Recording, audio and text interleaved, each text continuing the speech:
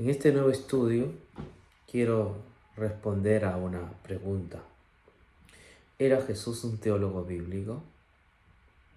Parece hasta absurdo esta pregunta, ¿verdad? Sin embargo, aunque parezca absurdo, es necesario responder esta pregunta para que podamos comprender de qué manera Jesús consideraba las Escrituras. Y aunque la pregunta que hice al comienzo ha sido hecha de otra manera, es decir, las personas cuando estudian los evangelios tratan de buscar qué hubiese pensado Jesús en mi lugar, qué hubiese hecho Jesús en mi lugar, ¿no? Y se guían por esta norma, ¿no? Al final ven a Cristo como un ejemplo para solucionar ciertos problemas. Creo que no tiene nada de malo, sin embargo no es algo profundo eso, ¿no? Porque está en riesgo nuestra teología, está en riesgo nuestra manera de pensar, ¿no? La pregunta que hacen los teólogos pragmáticos es ¿qué hubiese hecho Jesús en mi lugar? Eso hacen los teólogos pragmáticos. Y digo, no está mal eso, sin embargo eso no es profundo. ¿Qué es profundo? Es entender cómo trataba Jesús a las Escrituras, cómo él miraba las Escrituras, cuál era su lectura de las Escrituras, cuál era la hermenéutica que Jesús utilizaba para entender la Escritura. Porque una correcta teología nos ayudará también a un correcto pragmatismo. ¿Por qué? El riesgo es de convertirnos en teólogos pragmáticos y que la religión cristiana solo sea una religión que se base en valores, en principios, en altas valores éticos, ¿no? En moralidad. Pero sabemos, los que conocemos la gracia de Dios, la doctrina de la gracia o la enseñanza de la gracia, que la Biblia no es un libro de morales, no es un libro de personas a quienes nosotros tenemos que imitar, ¿no? No es un libro de ejemplo para cómo nosotros tenemos que vivir la vida. Eso es lo que han hecho los teólogos pragmáticos. La Biblia tiene una gran revelación y es la revelación de la gracia de Dios. Es la revelación del plan de Dios para la salvación de la humanidad. La Biblia es un libro que trata acerca de Cristo. Ese es el objetivo principal de las Escrituras. Entiendo. Porque si fuera situaciones prácticas, ayuno, oración, vigilia, usted puede irse y estudiar el Corán. El Corán es un libro que fomenta ciertos ejercicios espirituales, no ayunos, vigilias, fe, confesión, arrepentimiento y altos valores éticos. Si bien es cierto, la Biblia habla de los valores éticos, pero lo hace en relación a Jesús, no aislado a Jesús, sino está siempre relacionado a Jesús. Por eso este nuevo estudio tiene que ver cómo Jesús trataba las Escrituras, cómo Jesús empleó el Antiguo Testamento, ¿no? Cómo utilizó el Antiguo Testamento Jesús, cómo consideraba, ¿no? El texto antiguo testamentario, cómo usaba él. ¿Será que lo usaba como los teólogos modernos que tratan de buscar en la escritura alguna lección para nosotros? Y es que en las preguntas que, que son preguntas metacognitiva, ¿no? Se trata de buscar en esas preguntas cómo eso puede ayudarme en mi vida diaria, cómo eso puede ayudarme en mi vida personal, cómo eso puede transformar mi carácter, ¿me entiende? Esas es las preguntas metacognitivas que se utiliza en educación, ¿no? Una herramienta de la educación. Pero en el plano bíblico, si bien es cierto, entender el plan de Dios, entender acerca de la obra de Jesús o de Dios en Jesús, tiene consecuencias y efectos sobre nuestra vida, pero son efectos. No voy a buscar en la vida de Abraham cómo yo puedo imitar la vida de Abraham. Yo no puedo buscar en la vida de José cómo voy a imitar la vida de José.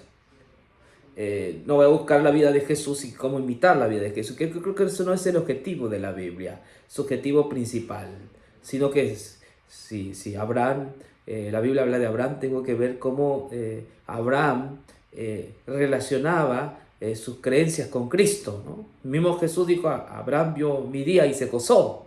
Se gozó en el mega evento, ¿no? Se gozó en entender la cruz, en entender acerca del Evangelio. Ese es el gozo de Abraham, ¿no? Entonces Abraham se estaría preocupando si nosotros estamos tratando de imitar como él era, ¿no? Sí, hay una teoría muy pragmática que se inyectó en la iglesia a mucho tiempo y que piensa que el fin de todo discurso es guardar sus mandamientos, usando el libro de Eclesiastés, ¿no? O que la Biblia es un libro de moralejas, de proverbios, de consejos para nuestra vida. Déjame decirte que eso no es la Biblia. Eso será el Corán o cualquier otro libro, pero la Biblia es un libro que desde Génesis a Apocalipsis te enfrenta a Dios y te revela el plan que Dios tiene para ti, el plan que Dios tiene para la humanidad. Y los apóstoles, los escritores bíblicos, pusieron su vida, su energía, explicando al mundo quién es Cristo y qué ha hecho por ellos. Entonces, en vista a esto, como que Jesús es la máxima autoridad del cristianismo, cabe preguntarse, ¿no? Cómo Jesús tomaba la Escritura, de qué manera él comprendía la Escritura, ¿no? Cómo él consideraba el texto bíblico. Y voy a dar algunas declaraciones de Jesús, por supuesto, ¿no? En el libro de Juan, nosotros tenemos una declaración asombrosa de lo que yo vengo diciendo, ¿no? Una revelación asombrosa. Juan, el capítulo 5, fíjese,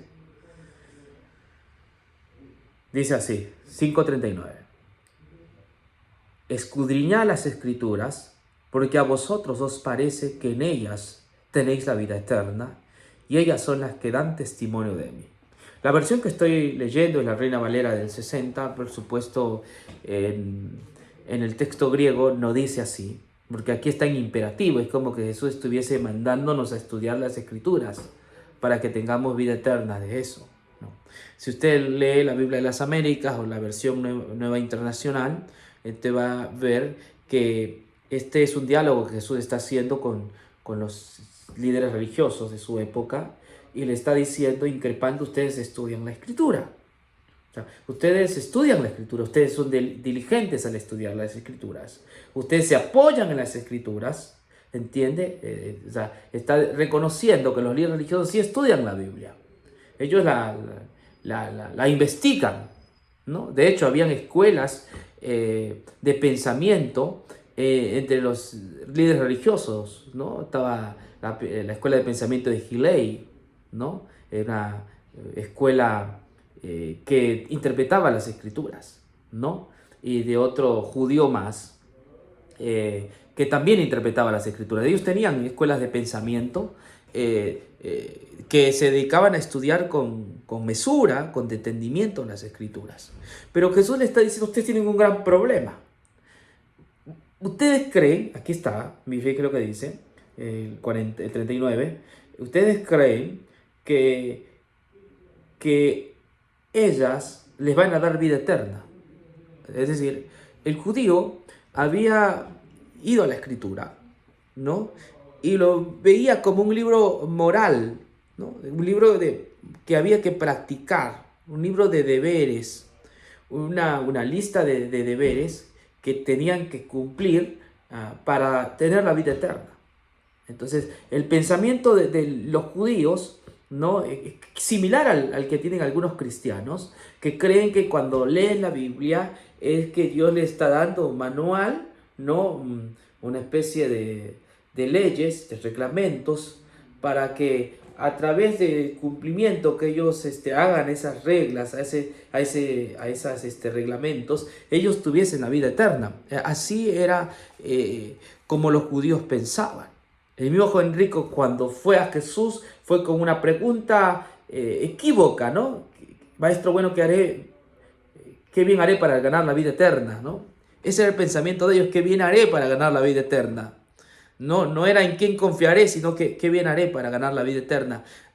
Allí estaba la hermenéutica judía, ¿no? La regla judía era que la Biblia había que buscarla como una especie de manual, ¿no? Que indicaba lo que tenía que hacer el creyente para alcanzar la salvación, para alcanzar la vida eterna.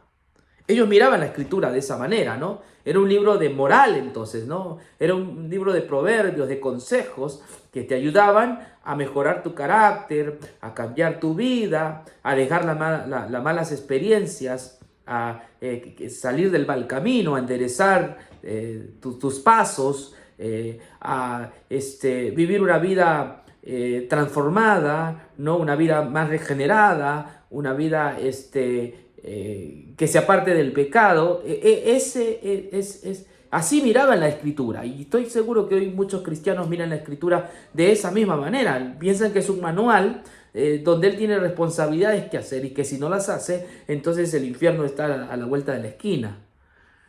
Pero en el 5:39 Jesús es revolucionario, ¿no? Y va a implementar una nueva perspectiva de mirar la Biblia. Y la correcta, de hecho es la correcta, ¿no?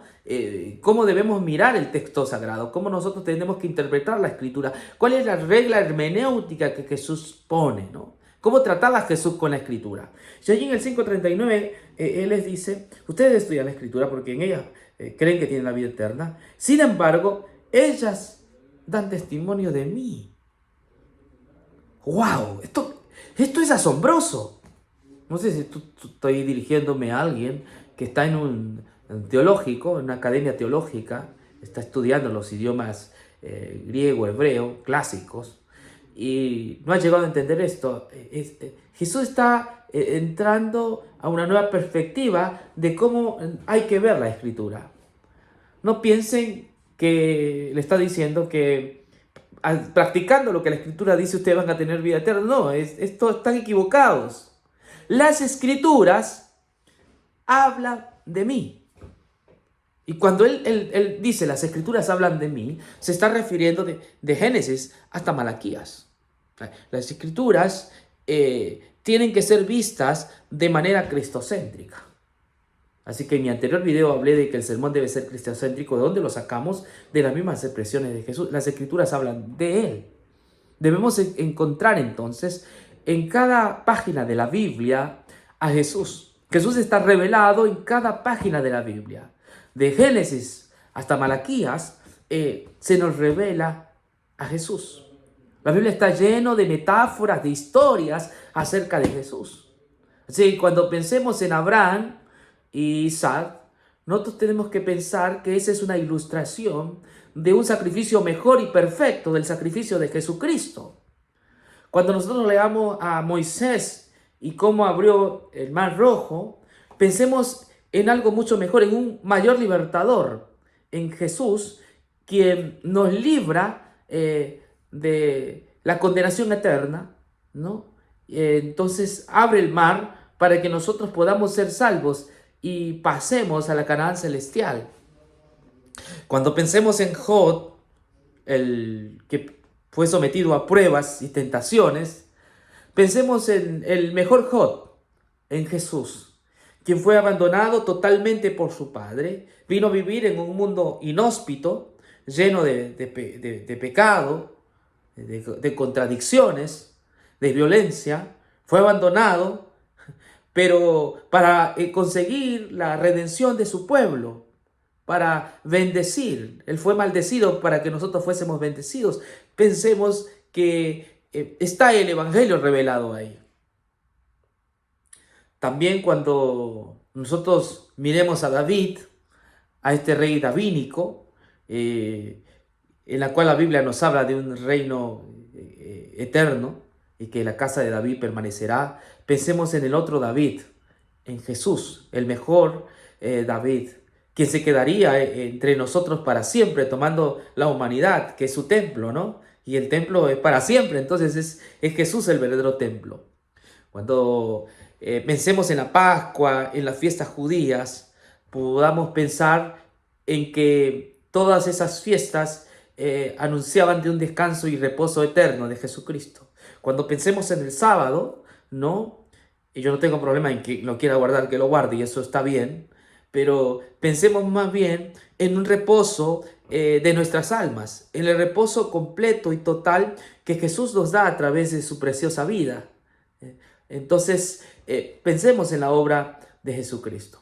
Eso es lo que Jesús está diciendo.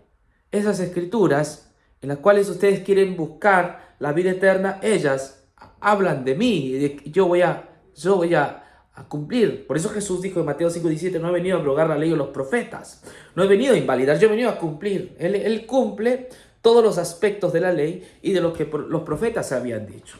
Además, el texto sigue mencionando algunas cosas más. Dice así: y no queréis venir a mí para que tengáis vida. Estas palabras de Jesús, ¿sabe que son válidas hoy en día? Hay muchos sistemas religiosos que no quieren aceptar que solo en Jesús hay vida, que solo es a través de Jesucristo que se llega al cielo, que no es necesario que tú estés afiliado a una denominación para ir al cielo. Esto les cuesta y a mí también me costaba entender. Jesús dice, no queréis venir a mí para que tengáis vida. No estoy diciendo con eso que no te reúnas en alguna congregación. Por supuesto, hay que congregarse. Pero la vida eterna no es porque yo me congrego en determinada religión y a determinada religión Dios le ha dado la llave de los cielos. No, no es así. No queréis venir a mí para que tengáis vida eterna. Yendo a Jesús es como se tiene vida eterna. No es afiliándose a cierto partido denominacional. Las iglesias son buenas, yo no estoy en contra de las iglesias y hay que reunirse y ojalá mucha más gente vaya a las iglesias a reunirse. Pero que en esas iglesias se pueda enseñar que es a través y únicamente de Jesucristo que se tiene vida eterna. Es exclusivamente a través de Jesús que yo voy al cielo. Ninguna religión puede salvarme a no ser la sangre de Jesús, que me limpia de todo pecado. Está claro, Jesús es un predicador cristocéntrico y él menciona que las escrituras hablaban de él, las escrituras hablaban de él. Las escrituras no tratan de deberes que yo tengo que hacer, la escritura no trata de reglas que yo tengo que obedecer. Las escrituras tratan de las cosas que Cristo obedeció, de las reglas que están ahí, pero que esas reglas las obedeció Jesús en mi lugar, a mi cuenta, a mi favor, porque yo no las podía obedecer. ¿Entiende? La ley no se ha podido obedecer, eso lo dice en Gálatas Pablo, ¿no? Maldito todo aquel que es colgado en un madero. La ley no la podíamos obedecer, ya que por la ley ninguno será justificado. La ley vino Jesús a cumplir. Es que eso era la enseñanza de la Escritura. Era a través de Jesús que nosotros tenemos la vida eterna. Y la exclusividad de la salvación está solamente en Jesús. Pero todavía esto es latente, esta afirmación de Jesús: no queréis venir a mí para que tengáis vida eterna. El día de hoy te quiero preguntar, ¿tú ya has ido a Jesús para tener vida eterna? ¿Dónde está la confianza de tu salvación? Si hoy viniera Jesús, ¿dónde está la seguridad de tu salvación? ¿Dónde tienes puesta tu mirada? ¿En los diezmos que has dado en la iglesia? ¿En los sábados que has guardado? ¿Los domingos que has guardado? ¿Dónde está la seguridad de tu salvación? ¿En tu alimentación? ¿En creer que estás en la iglesia correcta?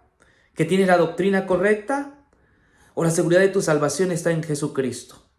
La Biblia dice que no queréis venir a mí para que tengáis vida. Y sí, existen muchos cristianos que cuando yo les enseño esto no quieren venir a Jesús para tener vida. Creen que existe otro método, otra manera de salvarse. Y entonces le ponen pero al texto bíblico. Y el texto es demasiado contundente, no lo estoy diciendo yo, lo dice Jesús a los fariseos: no quieren venir a mí para que tengáis vida. Créeme que yendo a Jesús es como que se tiene la seguridad de la salvación. Yendo a Jesús es como tú te sientes cerca de Dios. Yendo a Jesús es como se llega al cielo, a la misma presencia de Dios. Yendo a Jesús es como tú entiendes que tus pecados ya fueron perdonados. Yendo a Jesús es como tú entiendes que estás seguro, para siempre seguro, en Él. No queréis venir a mí para que tengáis vida. ¿Hasta cuándo vas a estar pensando que existe otro camino, otra alternativa, que hay otra manera de asegurarse? La única manera de estar seguro de que vamos a pasar la eternidad es a través de Jesucristo.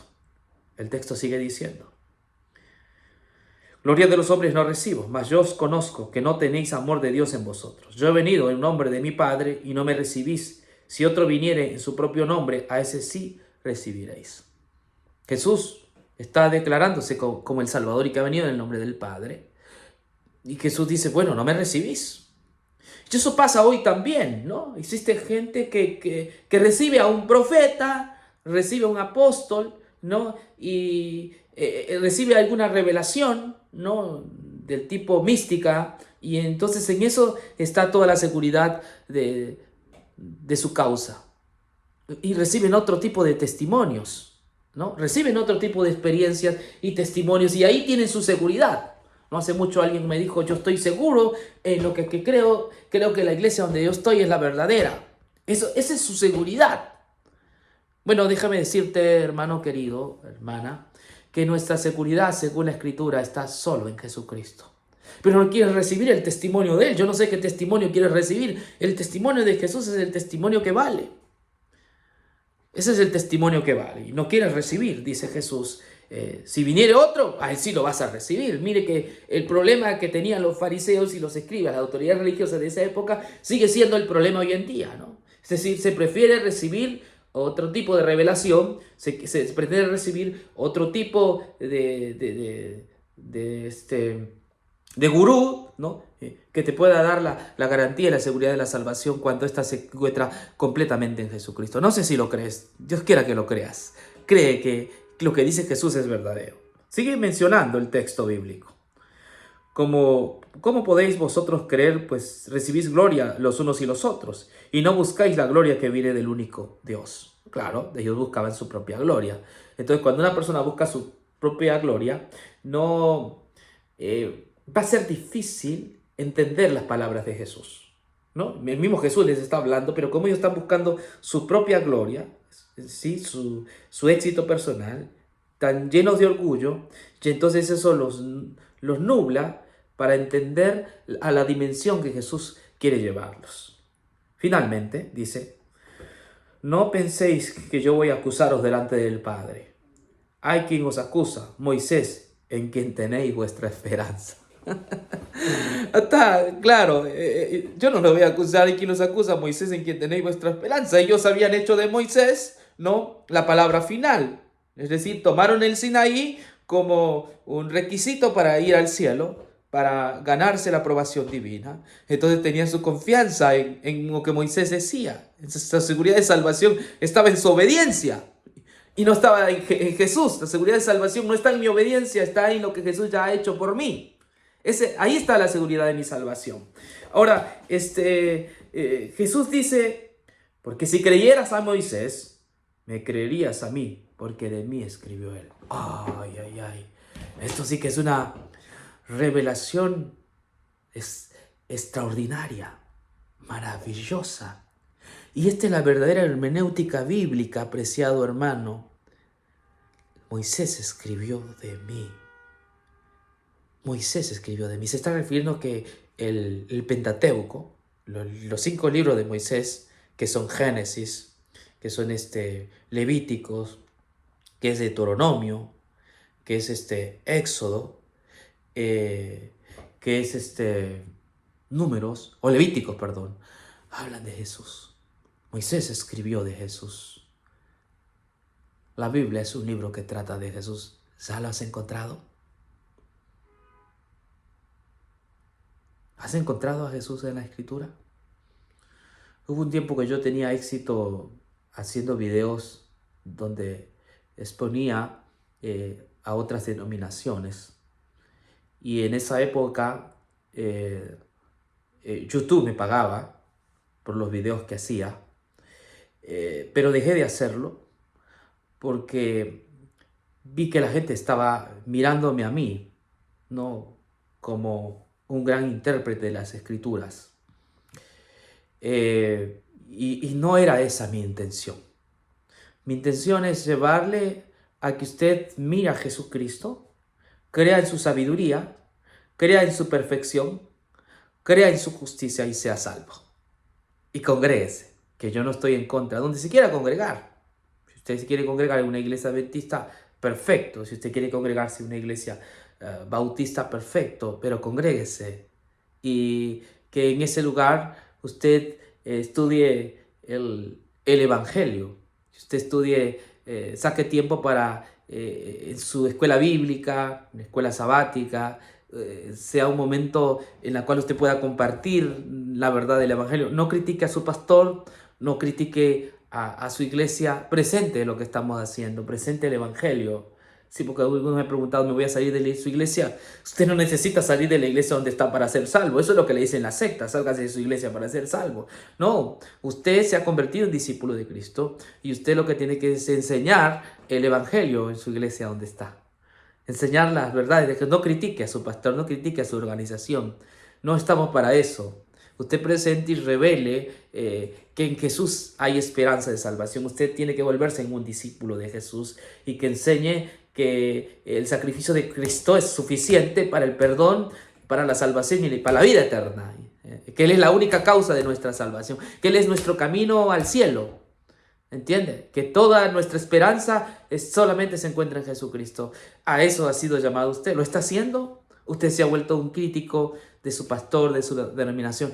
De hecho, que hay pastores que son bien intencionados y creen, como Pablo, que están en la correcta doctrina, pero resulta que Dios quiere revelarles algo más a ellos, revelarles como a Pablo el Evangelio. Oremos para que haya un grupo de ministros, un grupo de iglesias que levanten el estandarte de Cristo y Cristo nuestra justicia, que este tema se convierta en el pan de cada día, ¿no? Jesús dijo que come mi carne y bebe mi sangre, tiene vida eterna, y esto no es solo un sermoncito, es algo que se tiene que compartir todos los días en la comunidad, en la iglesia, una iglesia que se reúne para hablar de Jesucristo. Un abrazo, nos vemos en el próximo video.